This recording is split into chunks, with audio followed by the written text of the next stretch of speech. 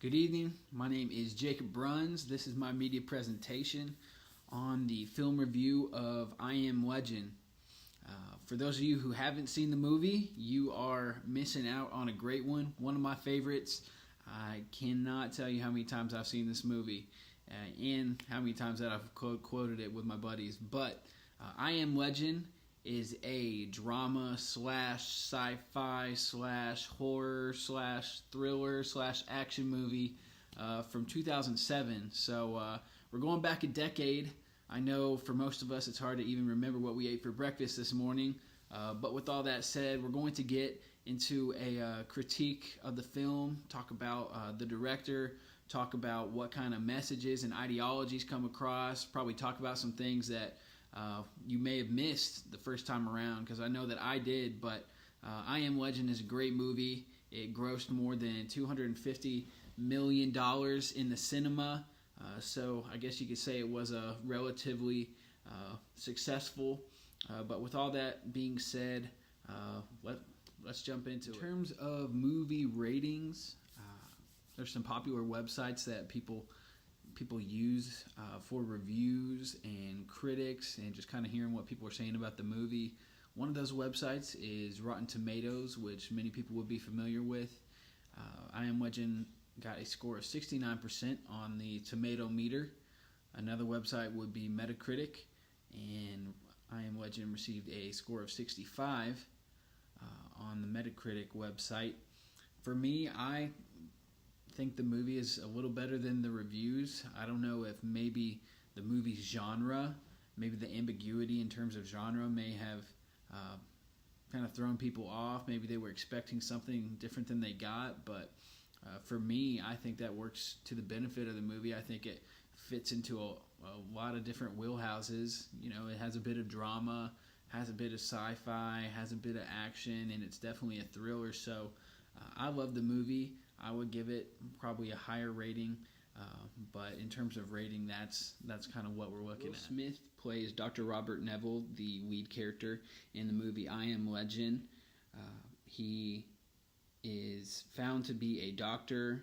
He is a soldier, and he has something to do with this virus outbreak that has swept across the world and turned people into these infected mutants and killed a bunch of others.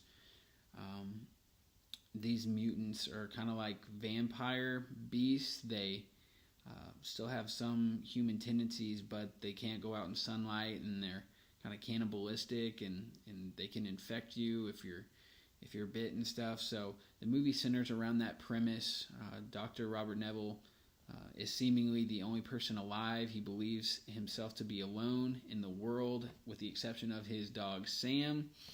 There is wildlife and things of that nature, but humanity is gone.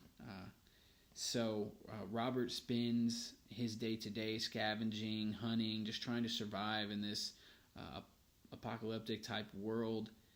He catches some infected hosts, and he runs tests on them, trying to find a cure for the virus. So that's kind of the premise of the movie. The movie progresses. He figures out that he's not alone.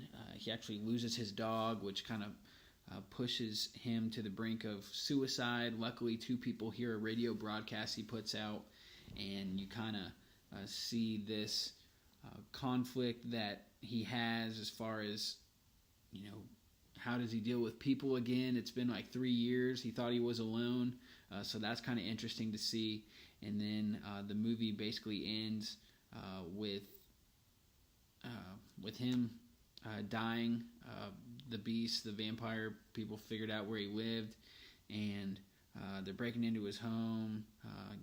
There's fire, there's explosions. It's crazy, but he figures out that one of his medical trials has actually proven to be successful, and so these people that have saved him, he actually gives them the serum, which is seemingly the cure, and he tells them to go find the colony of immune people in Vermont that they have heard rumors about, and kind of offers himself up in this last act of heroism. But that's the premise of the movie. Very intriguing, keeps you on the edge of your seat.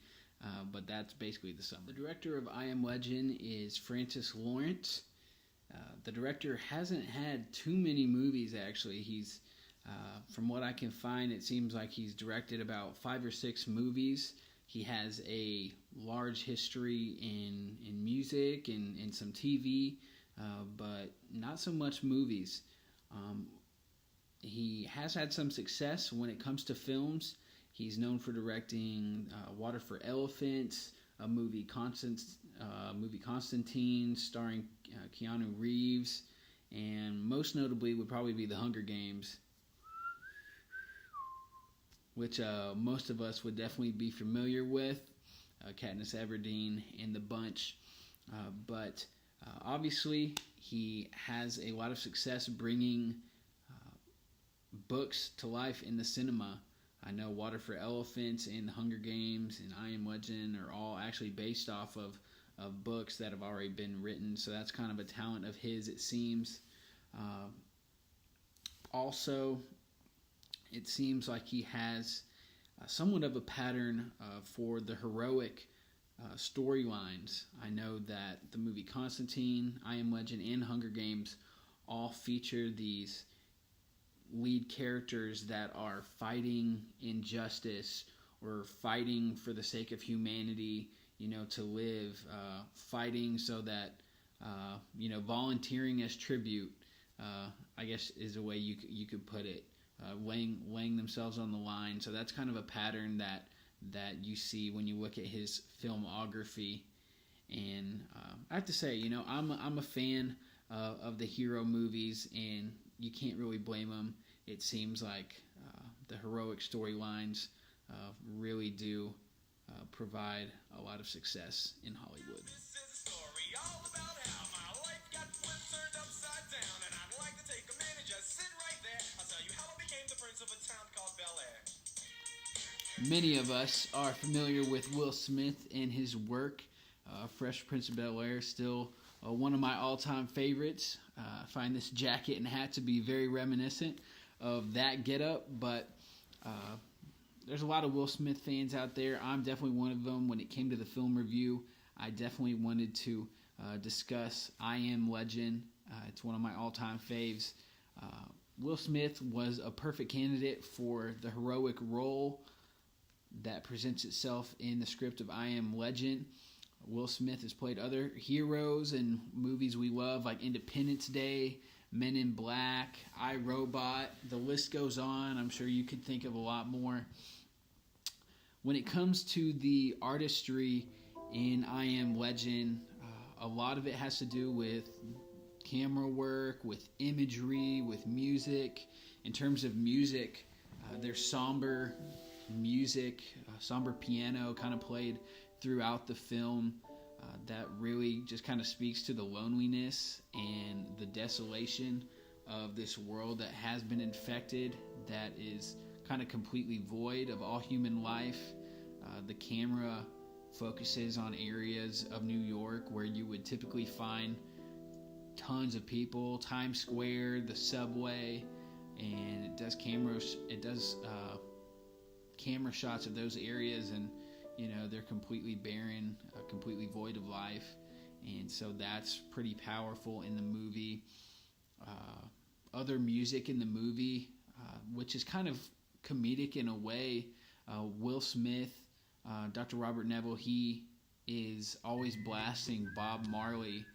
And if you know Bob Marley's music, it's very reggaeton, very, just kind of cheerful, no worries, don't worry, be happy kind of music, which kind of juxtaposes the position that he's in, in this world where, it seems like he's the only one alive, there's no one out there, he's the last man on earth kind of deal. So I find that kind of funny and kind of interesting at the same time. In addition to those features, the movie also features flashbacks a lot. The flashbacks kind of work to give you context to what you're seeing, and kind of the story behind Dr. Robert Neville's like current state, how he got there. So that's definitely a feature that Francis Lawrence likes to focus in on. Also, there's some text on posters and signs and magazines that the camera kind of focuses on subtly, so you have to look for it. But if you look closely, you kind of see these themes that trace through the movie, and this written text kind of gives you more information, which is awesome because it's something that you might actually miss. But themes that become evident in the movie is this need for relationship and then the providence of God. Throughout the movie, Robert Neville is seen trying to feel normal. He sets up mannequins in a movie store that he visits every day and has conversations with them. And then you see that, he's really not himself without his dog. That was kind of the last straw. When he lost his dog, Sam, that's kind of when he went crazy. And it really speaks to the need for human relationship. Towards the end of the movie, when Anna and Ethan come on the scene and save his life and are with him in the house for the day, you kind of see him find himself again slightly. So that's interesting to see. Just that need for relationship is really emphasized. We're created for community, to be with each other. And then also the providence of God. You kind of see throughout the movie the fact that God has a plan, and the imagery of a butterfly is somewhat associated to that. But it's interesting because you see Neville in the beginning of the movie praying with his family before they get on a plane where they would ultimately crash and die. And you see that Neville becomes jaded to that. And then even when Anna comes on the scene, she's very optimistic. She has faith and believes that God has a plan for humanity. Neville's very jaded to that. He says, there is no God, there is no God. Everyone that we know has died. Do you not see the world we're living in? But towards the end of the movie, when he is faced with sure death, you have these beasts beating down this plexiglass and he's about to die.